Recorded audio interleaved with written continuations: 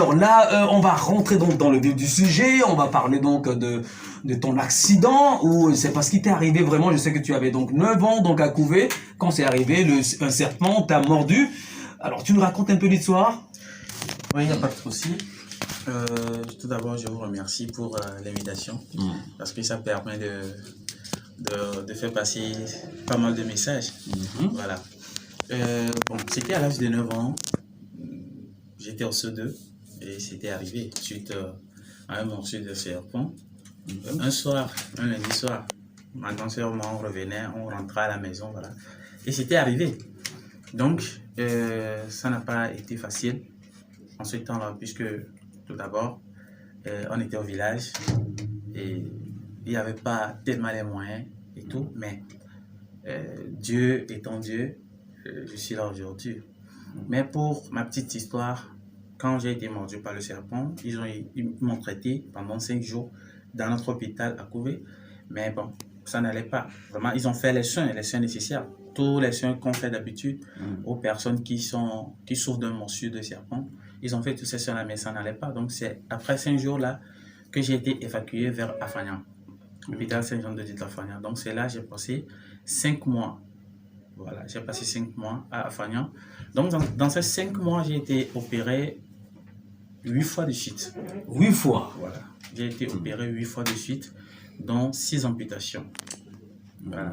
Aujourd'hui, c'est vrai, c'était un vrai calvaire, c'était de la douleur du début jusqu'à la fin, parce que chaque jour que tu dois passer en ce temps-là, quand j'étais à l'hôpital, chaque jour, à chaque fois que je me réveille, c'était de la douleur. Les seuls moments où je suis là, un peu à l'aise, un peu dans ma peau, c'est les seuls jours où je reçois des antidouleurs, je reçois des médicaments pour m'endormir. Voilà, c'est seulement Est-ce ça. qu'à un moment donné, tu t'es dit, ah, je vais partir, je vais mourir, sous l'effet donc de la douleur? Bon, pour être honnête, quand tu ressens de la douleur jusqu'à un moment donné, tu te dis que bon, le mieux c'est de partir. Le mieux c'est d'abandonner, de tout laisser tomber et de partir. Mais je me rappelle le jour où on devait annoncer à mes parents qu'on devait m'amputer. Le jour-là, c'était un jour pas comme les autres et je me rappelle comme si c'était hier. Le matin, là, quand les docteurs étaient venus, ils m'ont examiné jusqu'à... Bon, ils ont appelé mon papa parce qu'à huis clos. Donc, ils lui ont annoncé la nouvelle que c'est comme ça. Bon, là où c'est arrivé, ils ne peuvent plus rien. Donc, la seule solution qui s'impose, c'est l'amputation. Et donc, quand ils ont annoncé ça à papa, c'est le jour où j'ai vu mon papa verser les larmes pour la première fois. C'est là que j'ai compris que ça ne sera pas facile. Mais quand mon papa était venu, il m'a regardé, puis il m'a souri, il m'a envoyé un sourire. Un sourire que je ne vais jamais oublier. Affectif. Voilà. Un sourire qui démontre son amour, c'est-à-dire le fin fond de son amour envers moi. Parce qu'il m'a dit ceci. Quelle que soit ton image, tu resteras toujours mon premier garçon, mon premier fils est né, mon premier fils que j'adorerai toujours, toujours et toujours. Et quand le docteur, lui, s'est approché de moi, il m'a demandé, ouais, Joe, ça va? Ah, je dis ça va. Si, il m'a posé la question de savoir si aujourd'hui, il arrive que tu es appelé à vivre le reste de ta vie avec un seul pied, avec une seule jambe, quelle sera ta sensation? Jeune que j'étais, enfant que j'étais, j'avais compris en même temps qu'il y a quelque chose qui se prépare à l'horizon, que ma vie va basculer. Voilà. Et donc, quand il m'a posé cette question, je lui ai répondu comme suit. Docteur, si mon amputation peut me maintenir en vie, peut alléger mes douleurs, alors je ne serai pas contre que cela soit ainsi. À 9 ans. À 9 ans. Ouais. Donc, par après, c'est en se rappelant de ce moment-là que je me suis dit, j'avais accepté depuis fort longtemps le fait de vivre avec mon handicap. Voilà.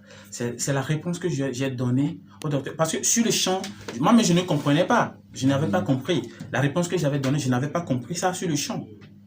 C'est après des années, quand je me suis rappelé, quand je me rappelle encore, que je comprends en fait que oui, j'avais accepté cela depuis. Tu t'en es pas tout de suite rendu compte. Je ne me suis pas rendu compte dans les médias. Dans les médias, Voilà. oui. J'ai répondu sans savoir ce que j'ai dit. Parce que j'étais encore un enfant. Exactement. Mais j'ai répondu sans savoir ce que j'ai dit. Le sens de ce que j'ai dit. Voilà. Et donc, c'est après des années, quand je suis face maintenant à la vie, que je me rends compte que vraiment ce que j'avais dit le jour-là, c'était quelque chose qui m'a permis d'être là où je suis aujourd'hui. Est-ce que durant donc tous ces moments, nous parlons donc de ton parcours scolaire et tout, tu as eu des difficultés au départ, tenant donc des béquilles et tout. Est-ce que c'était vraiment difficile au départ? C'était très difficile parce que j'étais à l'école. Bon, on vous annonçait que voilà, Cédo est malade, il est à l'hôpital et tout. À mon retour, je suis différent. Je me suis mis comme j'étais. Oui. Voilà. Et à ce moment précis, il y avait il y a cette distinction-là du côté de mes camarades. Tu étais marginalisé? Voilà, j'ai été marginalisé. Parce que au début, bon, avant que le problème n'arrive, pendant la récréation par exemple, on jouait ensemble. C'était où? C'était à Couvé. Ouais, on jouait ensemble, on sort ensemble, on va à la chasse aux oiseaux, à la chasse aux lézards, on fait tout ensemble quoi. Mais dès que je suis revenu, mes capacités de pouvoir faire certaines activités ont cessé. Alors, je ne suis plus le bienvenu dans mes camps, dans le club de mes amis. Tu ressentais ça fortement? Voilà. Voilà. Parce que même quand je suis revenu, le fait même d'aller à l'école, c'était un peu difficile. Parce que se déplacer avec mon béquille, aller à l'école, parce qu'il arrive des moments où tu glisses et tu tombes. Voilà, tu marches, tu glisses, tu tombes. Parce qu'il te faut s'adapter maintenant à ta nouvelle vie. Exactement. Et l'adaptation, ça n'a pas été facile. Mais je profite de cette occasion pour rendre hommage à ma grand-mère. Et la dame là, c'est elle qui était plutôt restée avec moi durant tout mon parcours à l'hôpital. Et à la maison, quand je suis revenu, c'est encore elle qui m'a encore soutenu, qui m'a encore assisté pendant ma période d'adaptation et tout. Elle a été toujours là pour moi. Ta grand-mère. Voilà, elle est toujours là? Elle est toujours en vie. Elle nous écoute là? Elle nous écoute. Grand-maman, merci beaucoup. Merci donc pour tout l'entretien. Alors, ça c'est aussi donc le fort des mamans. Et alors, on va aller maintenant donc à la motivation. Certainement que ça a été vraiment difficile, mais disons que c'est une leçon de vie aussi. Une leçon, oui, je dirais pour ceux qui donc nous écoutent, mais disons plutôt une expérience qui t'a donné encore plus de motivation de réussir. Ouais. Tu t'es engagé à certains exercices qui t'ont permis de devenir ce que tu es aujourd'hui. Dis-nous ce que tu es devenu aujourd'hui d'abord. Aujourd'hui, bon, je suis devenu beaucoup de choses. C'est-à-dire quoi et quoi? Oui. Mais ma passion même, c'est le domaine informatique, c'est le domaine de la technologie. Voilà, donc aujourd'hui, je peux dire que je suis un technicien en maintenance, en fait de formation. Ce n'est pas encore totalement fini. Je ne suis pas totalement arrivé à bout, mais bientôt j'y serai. Tu as eu tes diplômes? Pas totalement. Non, je parle de ton parcours scolaire. Oui. J'ai eu mon bac, le bac D, et j'ai fait un peu la télécommunication. Et voilà, j'ai fait la maintenance, que d'ailleurs je n'ai pas encore fini. J'ai fait aussi le secrétariat. Est-ce que jusque-là, tu te sens aussi marginalisé jusqu'aujourd'hui? Oui, je me sens marginalisé. Qu'est-ce qui te donne le courage? Qu'est-ce qui te pousse à dire, après tout, je suis un homme, je vais de l'avant, je pousse fort? Voilà. Tout d'abord, je tiens à dire ceci. D'ailleurs, je vais parler un tout petit peu de l'acceptation. Le fait que j'ai accepté mon handicap, mon problème, le fait que je l'ai accepté, ça me donne la force d'avancer. Parce que moi, j'ai dit ceci, l'acceptation est la vertu consistante à prendre du bon côté tout ce qui nous arrive dans la vie. Voilà. Et donc, lorsque nous nous acceptons tels que nous sommes, eh bien, tout marche pour le mieux. C'est vrai. Quand tu t'acceptes comme tu es, tout marche pour le mieux. Donc, nous sommes inscrits à l'école de la vie. Parce que moi, je prends la vie comme une école. Voilà, je prends la vie comme une école. Donc, chaque jour, l'occasion nous est donnée d'apprendre une nouvelle leçon. Qu'elle nous plaise ou non, cette leçon-là est inscrite au programme. Oui, c'est vrai. Tu Voilà. es obligé. Tu es donc, d'y obligé, aller. tu n'as pas le Oui. choix. Quel que soit, que ça te plaise ou non, cette leçon est inscrite au programme. Et donc, nous devons choisir toujours le bon côté de la vie, car l'espace de toute une vie est le même qu'on le traverse en chanson ou en larmes. C'est pour vous dire que si je me mets à me plaindre, cela ne changera pas mes conditions de vie. Cela ne changera pas c'est ce que je vis, quoi. Tu as raison, et c'est Voilà. fort ce que tu es en train de dire. C'est très important pour nous donc de retenir ça, cette leçon-là. Ça ne changera pas notre vie. Ça ne changera pas. Il faut vivre avec. Avec. On le disait tout à l'heure, c'est comme le coronavirus. Voilà. Voilà, donc... on est conscient que le corona est là. Je suis conscient que si je m'approche de mon prochain, j'ai la chance d'avoir le corona. Mais on a la chance. La malchance. La malchance, oui. La malchance plutôt oui. d'avoir le corona. Mais cela ne m'empêche pas de ne pas vivre. On vit avec au quotidien. Exactement. Voilà. Exactement. C'est comme ça. Et tu es également donc motivateur donc sur les réseaux sociaux, on te voit sur plusieurs réseaux, Facebook, Instagram, Twitter, TikTok. Qu'est-ce que tu dis souvent et quel retour as-tu? Bon, à chaque fois que je poste par exemple mes messages de motivation, bon, c'est vrai. Pour le moment, je ne suis pas totalement connu, je ne suis pas tellement connu par Là, tu es en train d'être connu, on t'écoute là sur Zephyr. Voilà, je ne suis pas connu par le grand public jusqu'ici. Et je tiens d'abord à vous remercier pour cette opportunité. Voilà. Les quelques personnes qui me suivent sur les réseaux sociaux, ce sont des gens qui, au retour, me donnent encore plus de motivation d'aller de l'avant.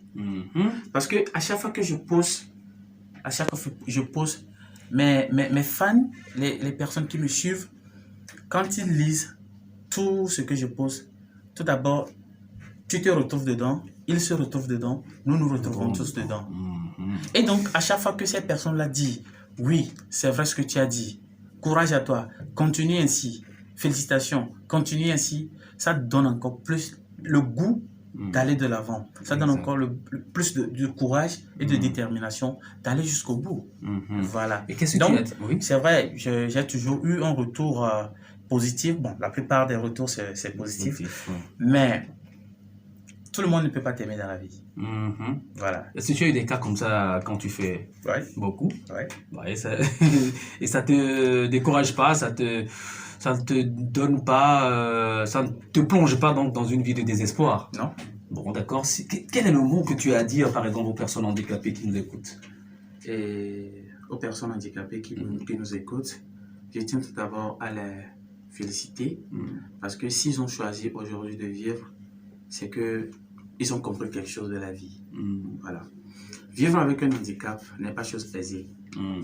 Parce que tout d'abord, le monde des handicapés, c'est un monde, ou bien, excusez-moi le terme, parce que j'ai toujours dit ceci, l'handicapé, c'est une situation. Donc, l'appellation que j'ai l'habitude de donner, c'est le monde des personnes vivant avec un handicap. D'accord, vivant avec un handicap. Vivant avec un handicap. Donc, les personnes en situation de handicap. D'accord. Voilà, c'est l'appellation qui cadre avec... parce que quand tu dis une personne handicapée, c'est comme si tu es en train d'indexer la personne. C'est comme si en train déjà, tu lui colles une image, une étiquette, voilà. Tu as raison. Ouais. D'accord. Donc, les personnes en situation de handicap.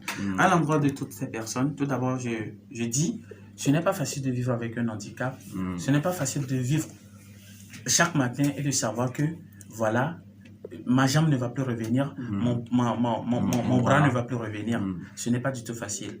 Mais pour toutes ces personnes-là, je dirais que tout ceci reste des formalités, reste une étape de la vie pour pouvoir aller de l'avant, pour pouvoir changer le monde. Exactement. Voilà. Alors, sur quel numéro peut-on te joindre?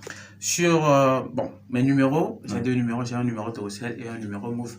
Donc, j'ai le 99, le 97, 17, 59. Oui, et puis le 91, 00, 34, 29. D'accord. Et ta page Facebook, c'est quoi?